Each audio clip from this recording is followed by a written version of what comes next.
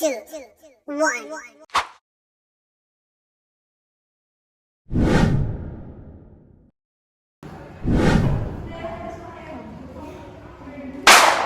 Pada akhir tahun 1944, Jepang terdesak oleh sekutu karena merasa keberadaannya terancam.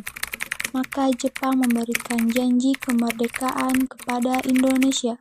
Sebagai tindak lanjut janji tersebut, maka dibentuklah BPU PKI Rokuritsu Junbi Kosakai pada tanggal 1 Maret 1945 oleh Letna Jenderal Kumakichi Harada yang bertujuan untuk mempelajari dan menyelidiki hal-hal penting yang berkaitan tentang pembentukan negara Indonesia merdeka.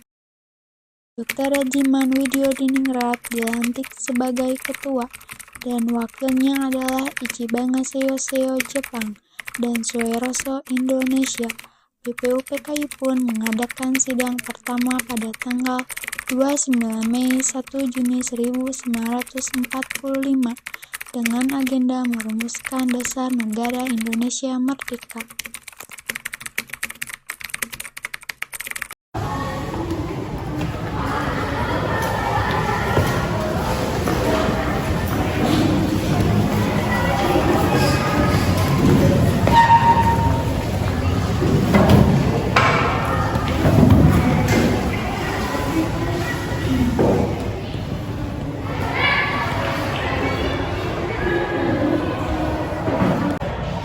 Assalamualaikum warahmatullahi wabarakatuh. Saudara-saudara sekalian, terima kasih telah hadir di tempat ini. Saya selaku ketua akan memimpin jalannya sidang ini. Wakil saya yang pertama berasal dari Jepang dan yang kedua berasal dari Indonesia.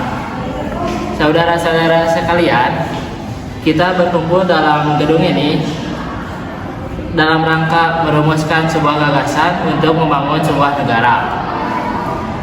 Untuk itu, marilah kita buka sidang pertama ini dengan agenda membahas gagasan dasar negara. Selanjutnya, silakan saudara sekalian yang ingin menyumbangkan ide dan gagasannya dalam rumusan dasar negara ini. Saya harap saudara-saudara sekalian ikut berpartisipasi dalam menyampaikan gagasan untuk membangun negara ini. Saudara-saudara sekalian, terima kasih telah memberikan kesempatan untuk berbicara. Saya ingin menyampaikan gagasan saya tentang dasar negara. Adapun rumusan dasar negara yang dapat saya sampaikan yaitu 1. Peri kebangsaan, 2. Peri kemanusiaan, 3. Peri ketuhanan, 4. Peri kerakyatan, 5.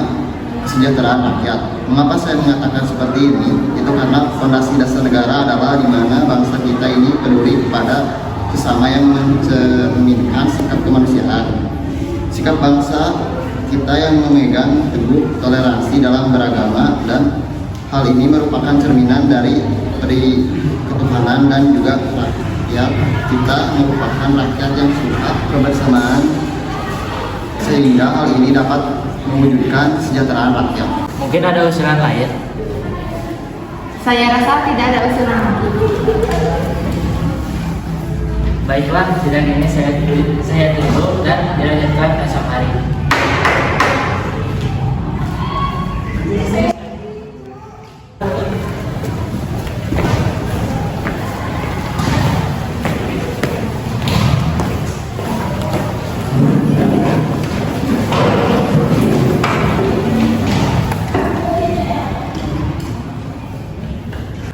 Assalamualaikum warahmatullahi wabarakatuh.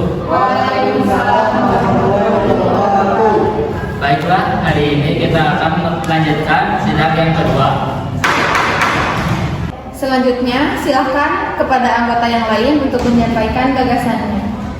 Terima kasih kepada ketua beserta wakil yang telah memberikan kesempatan pada saya untuk menyampaikan pandangan saya terhadap dasar negara. Adapun rumusan yang saya usulkan diantaranya: pertama, persatuan; kedua, kekeluargaan; ketiga, keseimbangan lahir dan batin; keempat, musyawarah; kelima, keadilan rakyat. Demikian gagasan yang dapat saya sampaikan. Mohon untuk dipertimbangkan. Terima kasih. Mungkin ada usulan lain? Saya rasa tidak ada usulan lagi. Baiklah, ditutup dan dilanjutkan esok hari.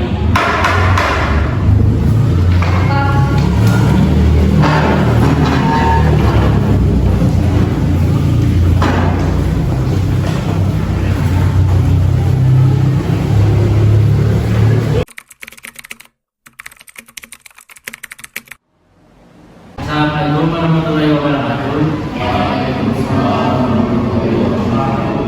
Baiklah, kita lanjutkan sidang hari ketiga. Silakan anggota lain untuk menyampaikan gagasannya. Saudara-saudara sekalian, setelah mendengarkan ini semalaman, saya berpendapat bahwa dasar negara kita harus berada pada satu, kebangsaan, dua, nasionalisme atau kemanusiaan, tiga, mengapa atau demokrasi, empat, kesejahteraan sosial, lima, ketuhanan yang berkebudayaan. Saudara-saudara, dasar-dasar telah saya usulkan. Usulannya ada 5. Saya membagi usulan itu dengan nama Pancadharma, namun nama Pancadharma ternyata tidak tepat di sini karena dharma berarti kewajiban, sedangkan kita membicarakan tentang dasar setelah mendapat saran atau petunjuk dari seorang teman kita ahli bahasa. Akhirnya saya memberikan nama kelima dasar negara tersebut, yaitu Pancasila. Panca artinya 5 dan sila artinya asas atau dasar. Di atas kelima dasar itulah kita mendirikan negara Indonesia perkawinan abadi. Barangkali ada saudara-saudara yang tidak suka akan bilangan yang 5 itu, saya bisa keras sehingga tinggal 3 saja, yaitu sila, sosialisme, sosiodemokrasi, dan ketuhanan. Dan jika saya perasaan menjadi satu, yaitu sosialisme. Apakah saudara sekalian setuju dengan usulan saya? Silakan ungkapkan pendapat Anda. Terima kasih. Itulah usulan menurut saya.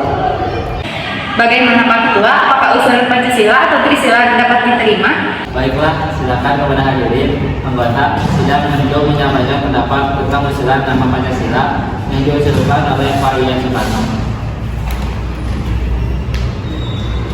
Saya selaku anggota pada bidang menyatakan setuju dengan nama Pancasila yang diberikan oleh Pak Insinyur Suparno.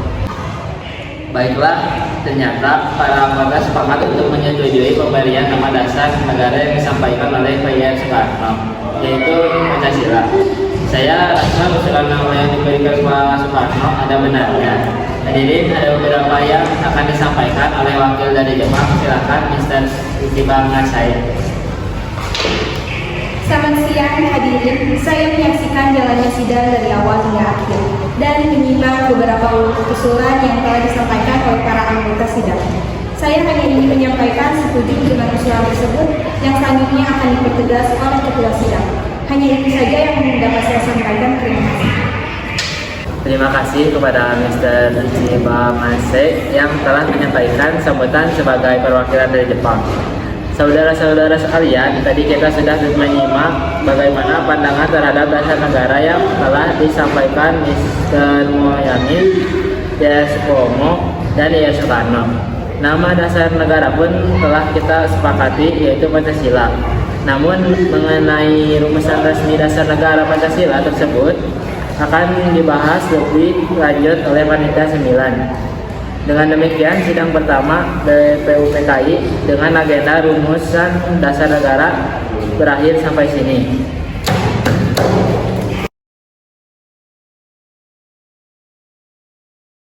Setelah Ir Soekarno menyampaikan pidato kecilnya, sidang kedua berlanjut pada 10 Juli 1945 sampai 17 Juli 1945.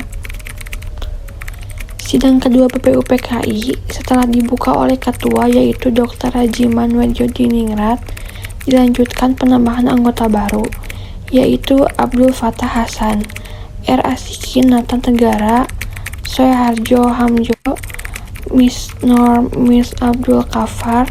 Kemudian Ir Soekarno selaku ketua panitia kecil melaporkan hasil kerjanya bahwa panitia kecil telah menerima usulan-usulan yang dibagi menjadi 9 kelompok.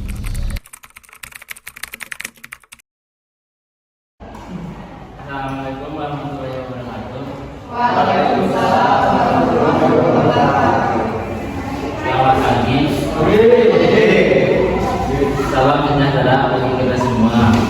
Yang terhormat panitia dan anggota KPU PKI, marilah kita panjatkan puji syukur kehadirat Tuhan yang Maha Esa bahwa kita telah dapat hadir di tempat ini.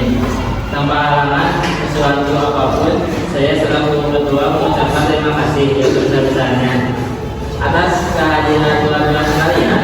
Dengan sambutan pembukaan saya ini, saya umumkan bahwa sidang KPU PKI yang kedua ini resmi dibuka. Tuan-tuan, saya di sini akan menyampaikan usulan-usulan yang telah saya terima selaku ketua panitia kecil yang telah dibuat pada sidang KPU PKI. Yang pertama, usulan-usulan yang dapat saya terima adalah yaitu usulan mengenai dasar negara, mengenai litigasi atau federasi, 3 tentang keuangan, 4 tentang agama dan negara, 5 tentang pembelaan negara, 6 tentang warga negara, 7 tentang masuk negara dan kepala negara, 8 tentang daerah, 9 meminta merdeka selepas-lepasnya. Paduka Tuan Ketua, saya juga akan mengumumkan bahwa adanya tambahan anggota baru, yaitu Abdul Fatah Hasan, Asiki Nata Negara, Surojo Hamijojo, M. Nur, M. Besar, dan Abdul Kafar. Saya mohon dari tuan-tuan anggota sekalian, oleh karena kita menghadapi saat yang suci, baiklah kita mengheningkan cipta supaya janganlah hati kita dipengaruhi oleh sesuatu hal yang tidak suci, tetapi dengan segala keikhlasan menghadapi keputusan untuk negara yang akan didirikan dengan hati yang murni, yang tidak terpengaruhi oleh sesuatu maksud yang tidak suci. Oleh karena itu, saya mohon kepada tuan-tuan sekalian agar tuan-tuan berdiri di hadapan Allah SWT untuk meminta doa. Untuk itu, marilah kita mengingat cipta supaya mendapatkan pikiran yang suci dan dalam pemilihan. Bagi anggota yang muslim, mari kita membaca Al-Fatihah untuk memulai persidangan KPU PKI yang kedua ini. Sedangkan yang muslim berdoa sesuai keyakinan masing-masing. Berdoa mulai.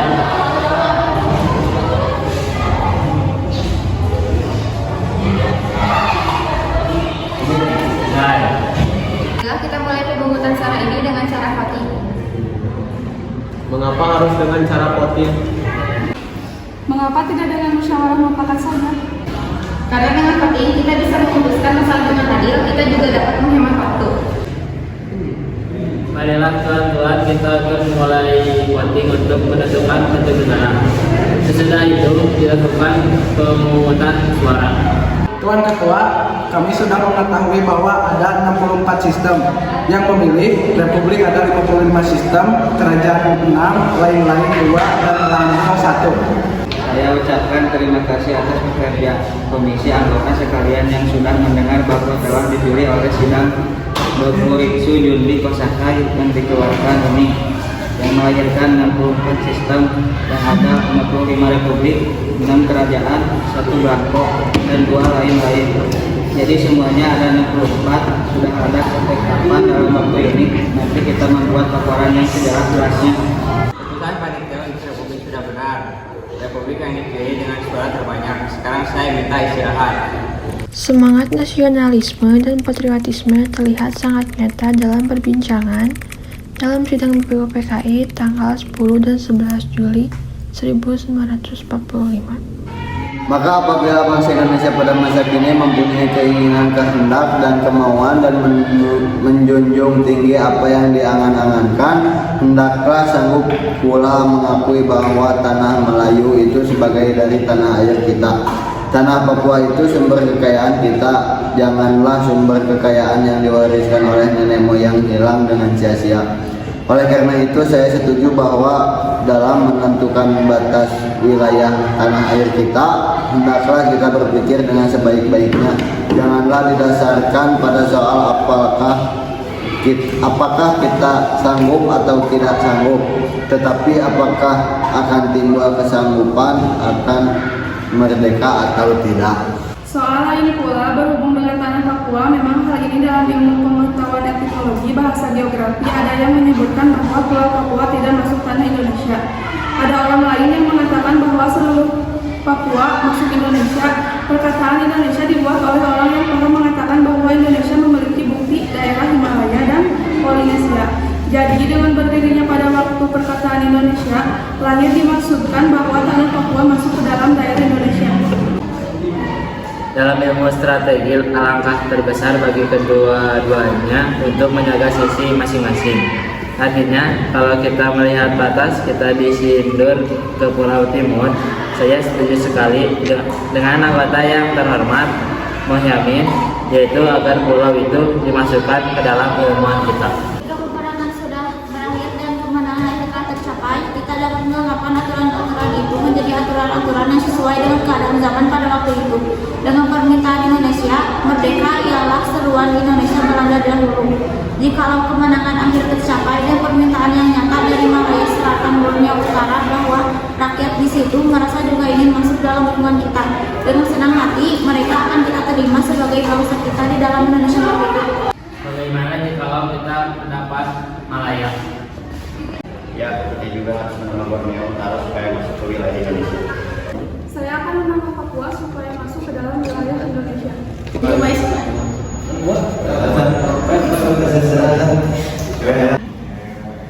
Kami bertiga mengusulkan untuk pulau-pulau dan sekitarnya dapat dimasukkan ke dalam wilayah Indonesia.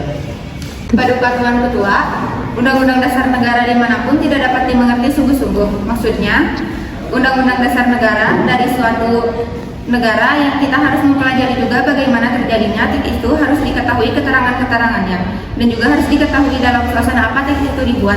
Dengan demikian, kita dapat mengerti apa maksudnya undang-undang yang kita pelajari, aliran apa yang menjadi dasar undang-undang itu. Oleh karena itu, segala pembicaraan dalam sidang ini yang mengenai rancangan-rancangan undang-undang dasar ini sangat penting. Oleh karena itu, pembicaraan di sini menjadi materia, menjadi bahan yang historis, bahan interpretasi untuk menjelaskan apa maksudnya undang-undang dasar ini. Naskah undang-undang akhirnya diterima dengan bulat pada sidang BPUPKI tanggal 16 Juli 1945.